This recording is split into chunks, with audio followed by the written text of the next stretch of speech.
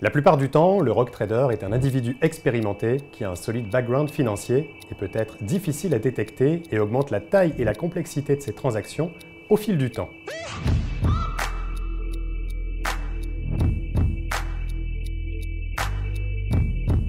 Le rogue trader est une expression anglo-saxonne que l'on peut littéralement traduire par trader voyou.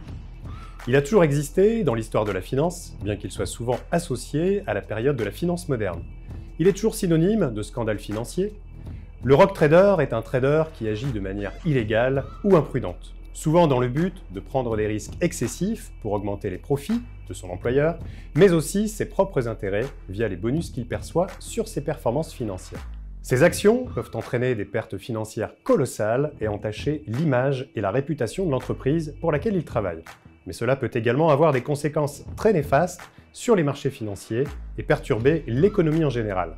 Il agit souvent en secret en utilisant des techniques de négociation risquées ou frauduleuses pour essayer de maximiser ses gains et en général, il utilise des comptes cachés pour dissimuler ses transactions. L'un des premiers exemples de rogue trader remonte au XVIIe siècle lorsque l'investisseur britannique John Law a créé en France la Banque Royale pour stabiliser les finances françaises en crise. Malheureusement, Law a commencé à imprimer de l'argent pour financer des spéculations hasardeuses, ce qui a mené à une inflation dévastatrice et à la ruine financière de la France. Plus proche de nous, dans les années 90, avec l'avènement des marchés financiers internationaux et des instruments financiers complexes, tels que les dérivés, Nick Leeson, trader installé à Singapour pour la prestigieuse banque britannique Baring, cause la faillite de celle-ci en spéculant à la hausse sur les marchés de façon déraisonnée, sans autorisation.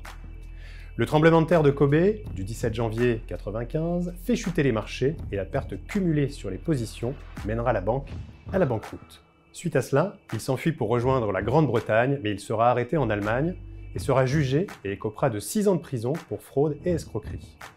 Il publiera son autobiographie l'année suivante, qui s'intitule simplement Rogue Trader et qui sera adaptée au cinéma en 1999. Le titre français du film est Trader, avec Ewan McGregor dans le rôle de Leeson. Autre exemple notable de rogue trader, cette fois-ci du côté des matières premières, Yasuo Amanaka, également connu sous le nom de Monsieur Copper pour Monsieur Cuivre, ou encore Monsieur 5%, car il contrôlait environ 5% du marché mondial. Amanaka était le responsable des opérations de négoce de cuivre pour la société japonaise Sumitomo Corporation dans les années 90. Il a accumulé des positions sur les marchés du cuivre sans autorisation, ce qui a causé des pertes massives pour l'entreprise et a entraîné l'arrestation de Amanaka en 1996. Il a été condamné à 8 ans de prison pour fraude.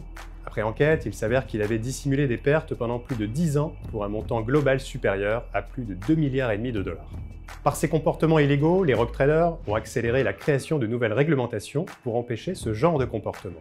En réponse au scandale financier des années 2000, de nombreux pays ont mis en place des lois plus strictes pour encadrer les activités des traders et des banques. En interne, les banques ont aussi accru de façon drastique les mesures de contrôle interne, notamment suite à la perte de 4,9 milliards d'euros en janvier 2008 par la Société Générale, où la banque s'est rendue compte que les positions prises par Jérôme Kerviel dépassaient les fonds propres de la Banque française, soit plus de 50 milliards d'euros, et n'a eu d'autre choix que de déboucler les positions, engendrant ainsi cette énorme perte et déclencher une secousse sur les marchés.